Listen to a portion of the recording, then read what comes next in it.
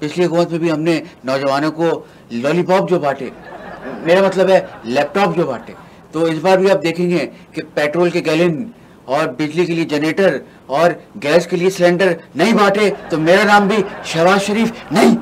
मेरे कायद, मेरे लीडर, मेरे बड़े भाई जनाब मियां मोहम्मद नवाज शरीफ साहब लंदन से सर्दियों की छुट्टियां गुजारने आए और शुगल मेले में ही हमने इस रात में उनको वजीर आजम बनाया। डिजिटल दौर है, जितना अखबार पढ़ा जाएगा उतने ही वोट पड़े हैं। मेरे बड़े भाई, मेरे मोहसिन, मेरे अजीज, जिनको मैं लाड़काना की गलियों में घसीटना चाहता था, जनाब आसिफ अली जरदारी साहब, उन्होंने जो मुझे पिछली दफ़ा जो वजीर आजम बनाया था, वही शेरवानी मैं फिर से पहन रहा हूँ। हमजा शहबाज शरीफ का क्यों नाम नहीं आ रहा वजीर आला में? अंडे बहुत महंगे हो गए हैं, मुर्गी बहुत महंगी हो गई है, तो लिहाजा हमने फैसला किया है कि हमजा को इस बार हम वजीर खुराक बनाएंगे, क्योंकि आपने उसका गुस्सा देखा नहीं है, आपने देखा नहीं है उसका तेवर। मुझसे भी 2 हाथ आगे है वो, आप जैसे जानते हैं 2 हाथ आगे, और 1 हफ्ता लगेगा उसको इन सबको बिल्कुल ठीक कर देगा, अपनी जगह पे ले आएगा। मुर्गी 300 रुपये किलो बिक रही होगी, अंडा 15 रुपये से 1 रुपये महंगा कोई बेच नहीं सकेगा।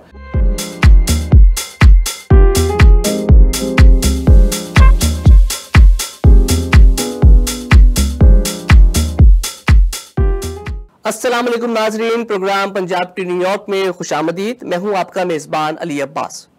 नाजरीन, इलेक्शन को हुए 10 रोज गुजर गए, लेकिन हुकूमत किस पार्टी की बनेगी, वजीर आज़म कौन होगा, ये अभी तक तय नहीं हो सका और ना ही किसी की समझ में आ रहा है। मुल्क की बड़ी सियासी जमातें एक दूसरे के साथ इत्तेहाद करने की कोशिश तो करना चाह रही हैं, लेकिन अभी तक एक नुक्ते पर इत्तेफाक नहीं हो सका। आज हमारे साथ डमी म्यूजियम से मुस्लिम लीग नून के सदर शहबाज शरीफ हमारे साथ आज प्रोग्राम में मौजूद हैं। हम उनसे जानने की कोशिश करेंगे कि वजीर आजम कौन होगा। बहुत शुक्रिया शहबाज शरीफ साहब प्रोग्राम के लिए आज वक्त निकालने के लिए। ये बताएं, आप लोगों ने बड़े मियां साहब के वजीर आजम बनने से मुताल्लिक अखबार में इश्तिहारात तो ऐसे शाये करवाए जैसे किसी दूल्हा की शादी के कार्ड छप रहे हो, और अब नवाज शरीफ साहब जो है वो आपको वजीर आजम बनवाना चाह रहे हैं, तो वो चाह रहे हैं कि शेरवानी भी आपके लिए सिलवाई जाए। ऐसा क्यों है? बहुत शुक्रिया जनाब अली साहब, बहुत आपका मेहरबानी कि आपने मदऊ किया मुझे आज के शो में। दरअसल बात ये है कि मेरे कायद, मेरे लीडर, मेरे बड़े भाई जनाब मियां मोहम्मद नवाज शरीफ साहब लंदन से सर्दियों की छुट्टियां गुजारने आए और वो सर्दियों की छुट्टियां गुजार के चले जाएंगे। और जहाँ तक आपकी इश्तिहारात की बात है, तो हमने सोचा क्यों ना शुगल मेले का दौर थोड़ा सा बढ़ाया जाए, और शुगल मेले में ही हमने इश्तिहारात में उनको वज़ीर आज़म बनाया। तो बाकी आपका सवाल बिल्कुल ठीक है। डिजिटल दौर है, जितना अखबार पढ़ा जाएगा उतने ही वोट पड़े हैं। समझ रहे हैं आप? तो जहाँ तक बात है वोटों की, तो इस बार हमारे साथ थोड़ी शरारत हो गई है, वोट थोड़े कम पड़े हैं, जिसपे मियां नवाज शरीफ साहब बहुत नाराज़ हैं, लिहाजा वो अब वज़ीर आज़म नहीं बनना चाह रहे। अच्छा, तो इसका मतलब ये आप कह रहे हैं कि वोट कम पड़े, तो इसका मतलब है कि इस इलेक्शन में भी आपके साथ जो है ना आपके वोट पर डाका डाला गया और इलेक्शन में धांधली हो गई। लेकिन आप ही की पार्टी की तर्जुमान जो मरियम औरंगजेब साहिबा हैं, उन्होंने प्रेस कॉन्फ्रेंस में तो ये कह रही है कि इस इलेक्शन में धांधली नहीं हुई, आप कह रहे हैं कि वोट कम पड़े। असल में बात यह है कि मरियम हमारे घर की बच्ची है, वो इतनी सी जब आई थी, और मज़े की बात यह है कि अभी भी इतनी सी है, तो उसको अंदाज़ा नहीं है कि किस तरह इंजीनियरिंग होती है और रातों रात जो नताइज होते हैं वो किस तरह तब्दील कर दिए जाते हैं। आपको तो मालूम है, आपका सहाफ़त से ताल्लुक़ है कि किस तरह ये जो है वो काम किया जाता है। तो वो तो हमारे घर की बच्ची है, लिहाजा उसको नहीं, मुझे सुने। वैसे बात में वज़न है आपकी, लेकिन ये बात बताएं कि जो नवाज शरीफ साहब के चौथी बार वज़ीर आज़म बनने से मुताल्लिक जो इश्तिहार का आइडिया था, ये आइडिया था किसका? वैसे मेरी अपनी ज़ाती राय है कि ये आइडिया हो सकता है आपका हो, क्योंकि अक्सर सुना है कि आप जो है चाहते हैं, आपकी बड़ी दिली ख्वाहिश है कि आप जो है वज़ीर आज़म बने पाकिस्तान के। जब आप तन्हा होते हैं तो बहुत ख़ुद को वज़ीर आज़म देखकर बहुत खुशी भी महसूस करते हैं, तो इस पर ज़रा रोशनी डालें। फजूल बातें मत कीजिए, ये तो हमारे मुखालिफिन भी कहते हैं कि नून में से शीन निकाल दें, और शीन निकलेगा तो उनका मतलब है कि मियाँ शहबाज शरीफ निकल जाएंगे। ऐसा कुछ भी नहीं है, सुन रहे हैं आप। और ये तो आप जानते ही हैं अली साहब के हमारी जो ये पार्टी है वो इस मुल्क की सबसे बड़ी पार्टी है, सबसे ज़्यादा वोट पड़े इनको। लिहाजा ऐसा कुछ हुआ है कि कुछ हलकों में हमारे साथ शरारत हो गई। जो शरारत हुई है तो उसके बारे से, उसके हवाले से हम सोच रहे हैं कि क्या करें, और कुछ सीटें जो हमारे हाथ से गई हैं उनके बारे में हम सोच रहे हैं। ऐसा बिल्कुल नहीं है। अच्छा, ये बता दें कि आप कह रहे हैं कि कुछ हलकों में शरारत हो गई है, लेकिन जो मियाँ साहब है नवाज शरीफ साहब, वो लाहौर से तो अपनी नशिस्त जीत गए, तो फिर वो क्यों वजीर आजम नहीं बन रहे? वो क्यों चाह रहे हैं कि इस बार आप वजीर आजम बने? बहुत शुक्रिया, बहुत अच्छा सवाल किया है आप अली साहब। बात यह है कि अल्लाह के फजल से हमारे पास अरबों रुपए हैं, लंदन में जा जाते हैं, कोई शौक नहीं है वज़ीर आज़म बनने का। लेकिन इस बार हमारे लिए कोई शेरवानी भी नहीं सिल रही है। मेरे बड़े भाई, मेरे मोहसिन, मेरे अजीज़, जिनको मैं लाड़काना की गलियों में घसीटना चाहता था, जनाब आसिफ अली जरदारी साहब, उन्होंने जो मुझे पिछली दफ़ा जो वज़ीर आज़म बनाया था, वही शेरवानी मैं फिर से पहन रहा हूँ। अरे भाई, ये तो आपने बड़ी किफ़ायत शायरी की बात की है, लेकिन अवाम बहुत परेशान है इस वक्त। मुल्क में बिजली, पेट्रोल, गैस इतना कुछ महंगा है कि कीमतें आसमान से बातें कर रही हैं। अब आपकी हुकूमत आएगी तो न जाने महंगाई का किस तरीके का तूफान आएगा, ये तो समझ में नहीं आ रहा अभी किसी की। देखें, हमें आवाम के मसाइल का एहसास है, ऐसा नहीं है कि हमें नहीं है, मगर 18 में जब ये लाडले की हुकूमत लाई गई थी तो ये सब उसके नतायज हैं। और इस बार जो हम प्लान बना के बैठे हैं वो कोई छोटा प्लान नहीं है, बल्कि हमारे मुखालिफिन भी तारीफ़ करेंगे कि ऐसा प्लान बनाया है, ऐसा मंशूर आपने कहीं सुना नहीं होगा, ऐसा मंशूर बना के लाए हैं हम, ऐसी प्लानिंग है हमारी इस बार। और ये आपको जानकर बहुत खुशी होगी अली साहब कि सिर्फ बिजली, गैस, पेट्रोल फ्री में नहीं, इस बार तो आपके फ़ोन के बिल भी, लग्जरी गाड़ियां भी, और यहाँ तक कि आपके आने जाने के जो टिकट हैं हवाई जहाज़ के, वो भी फ्री में बहुत जल्द हो जाएंगे। अरे मियाँ साहब, ये आप क्या बात कर रहे हैं? मुझे तो मेरे कानों को यकीन नहीं आ रहा ये बात सुनकर के पाकिस्तान में ये इतनी सहूलतें अवाम को कैसे मिलेंगी। मैं संजीदा बात कर रहा हूँ, और हमने बड़ी मेहनत से इस बार प्लानिंग की है। मुझे मालूम है कि पेट्रोल, गैस, बिजली बहुत ज़्यादा महंगी हो रही है, लेकिन इस बार आपको मुखालिफिन में भी कोई शिकवा करता नज़र नहीं आएगा, और बहुत अच्छे इक़दाम करने जा रहे हैं हम।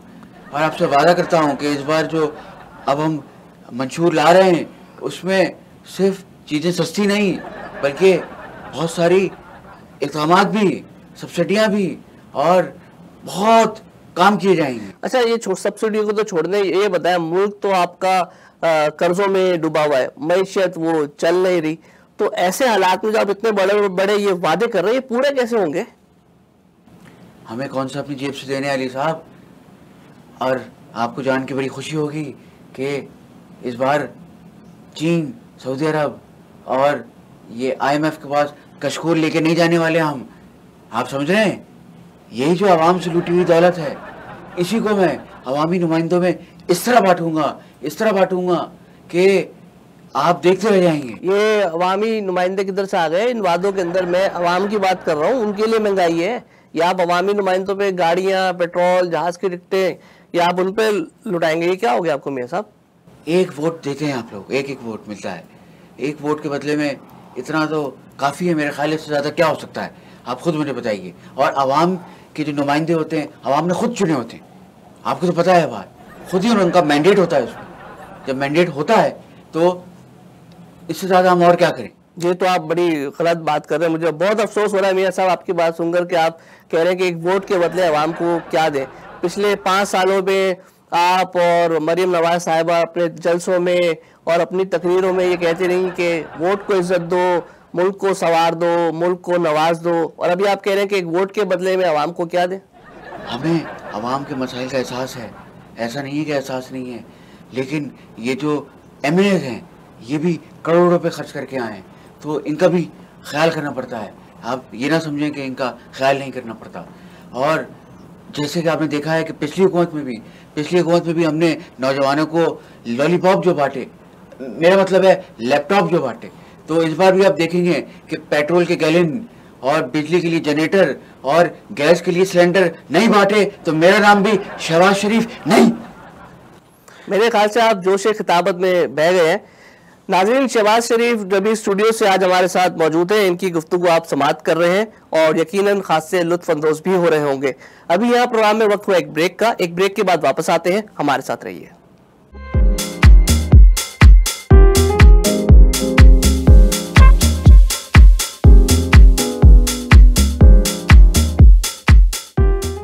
वेलकम बैक नाज़रीन, प्रोग्राम पंजाब टू न्यूयॉर्क में एक बार फिर खुशामदीद।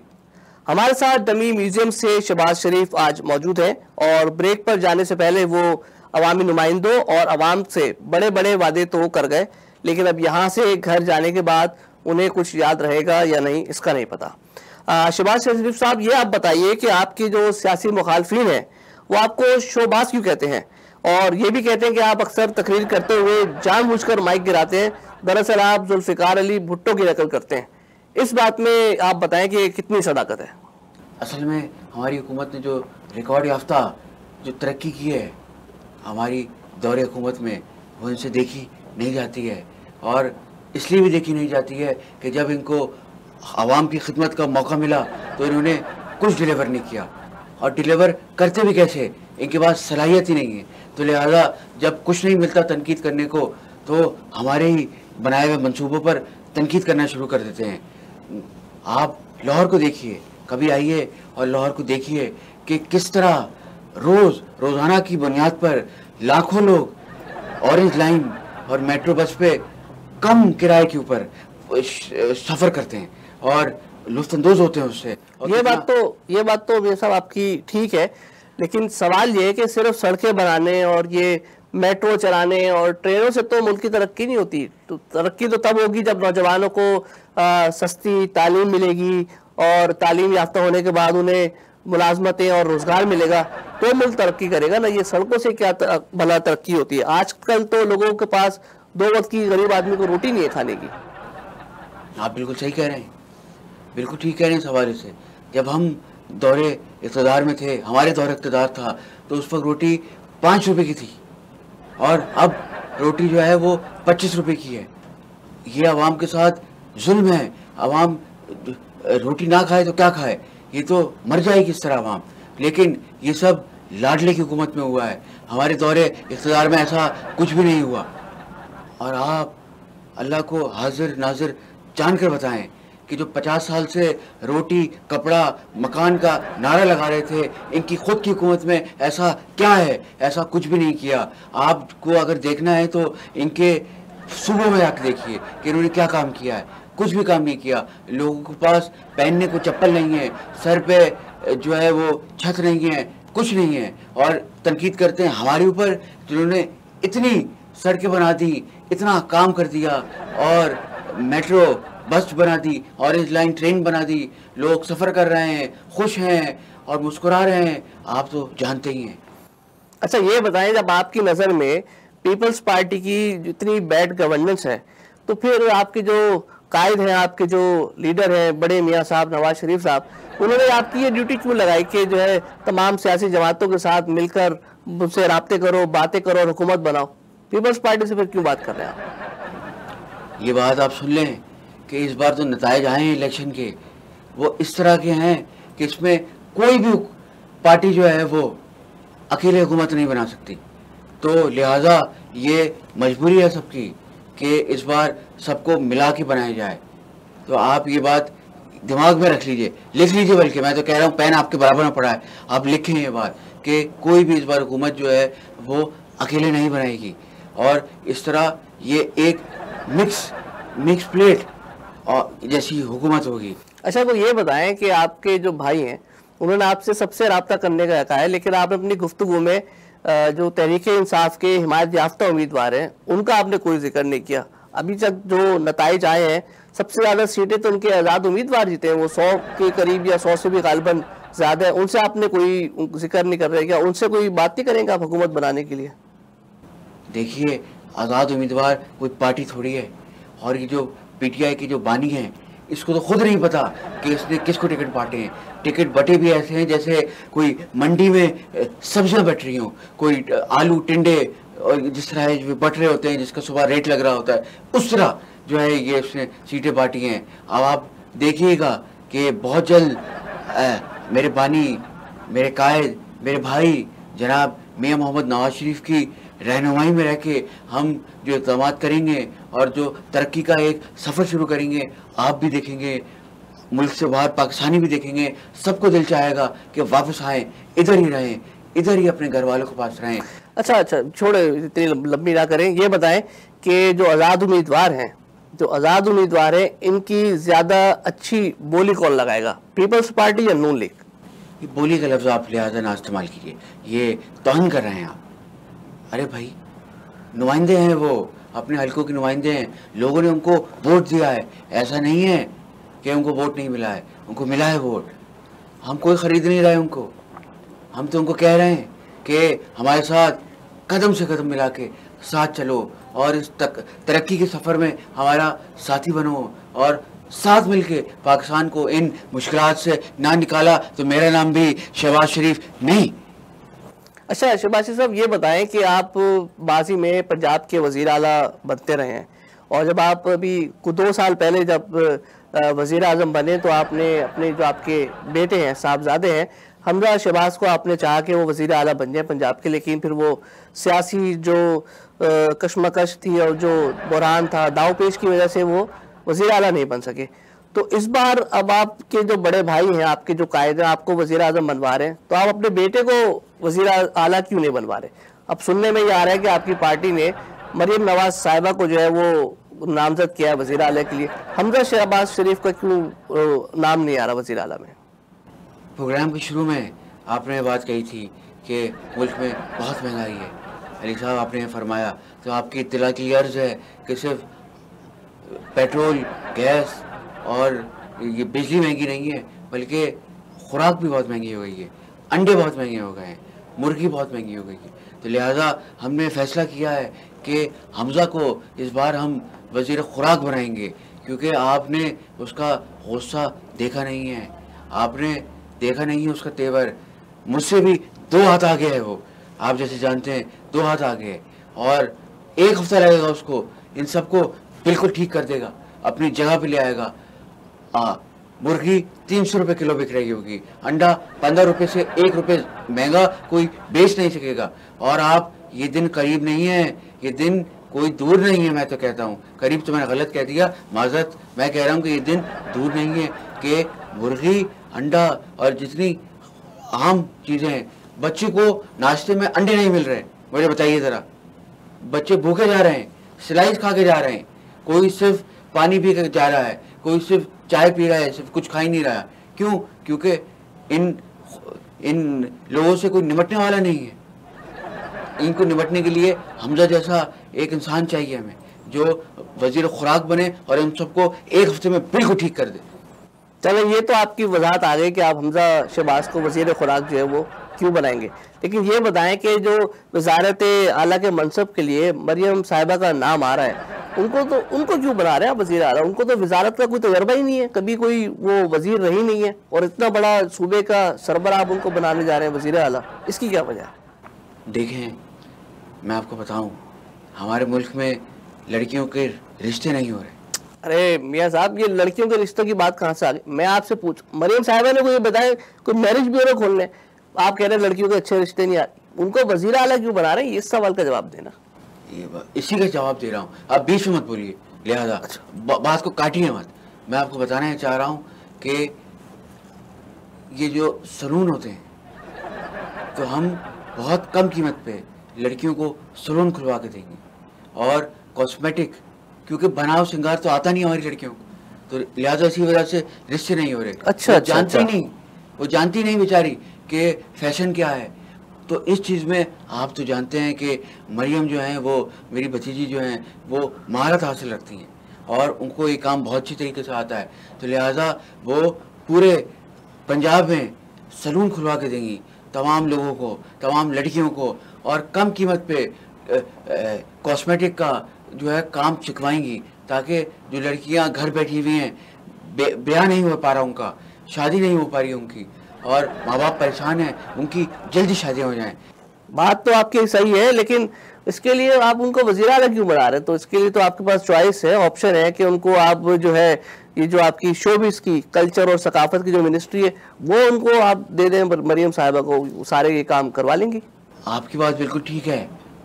असल में मैं खुद भी नहीं चाहता हूँ कि वो वज़ीर आला बने, लेकिन हमारे कायद, मेरे लीडर, मेरे बड़े भाई मियां मोहम्मद नवाज शरीफ की साहबजादी हैं वो, तो और कर भी स्ट्रगल रही हैं पिछले 5 से 7 सालों से, तो मजबूरी है, समझा करें। आप सियासत नहीं करते हैं, आपको मालूम नहीं है इसका, आप ज़रा गौर से ये सोचिएगा इस सवाल से।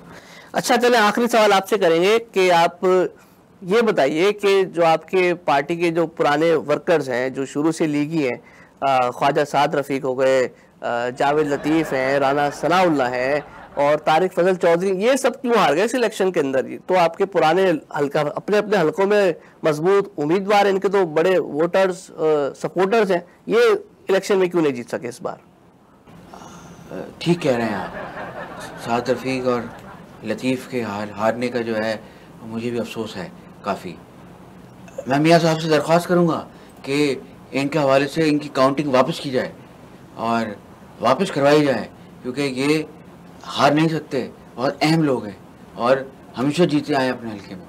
और जहाँ तक आपने बात की राना सनाउल्लाह की, उसका मुझे कोई ख़ास अफसोस नहीं है, क्योंकि वो उसने क्या करना है, गोलू भट्ट जैसे मूछें रखनी है और घूमना है, और तो कुछ करना नहीं है उसने। लिहाजा भाई है हमारा। तो आपने वो जवाद अहमद का जो है वो गाना तो सुना होगा कि तुम जीतो या हारो सुनो, हमें तुमसे प्यार है, हमें तुमसे प्यार है, हमें तुमसे प्यार है, हमें तुमसे प्यार है। वाह वाह वाह मियाँ साहब, क्या आप ज़बरदस्त गाते हैं। जवाद अहमद का पाकिस्तान के लिए गाया हुआ गाना आपने राना सनाउल्लाह साहब के नाम कर दिया। तो नाज़रीन, पंजाब टू न्यूयॉर्क में डमी म्यूजियम से आज हमारे साथ शहबाज शरीफ साहब मौजूद थे। अभी यहाँ प्रोग्राम का वक्त अपने इख्तिताम को पहुँचा। अगले प्रोग्राम तक के लिए हमें इजाज़त दीजिए। अल्लाह हाफिज़। देखते रहिए वॉइस ऑफ साउथ एशिया।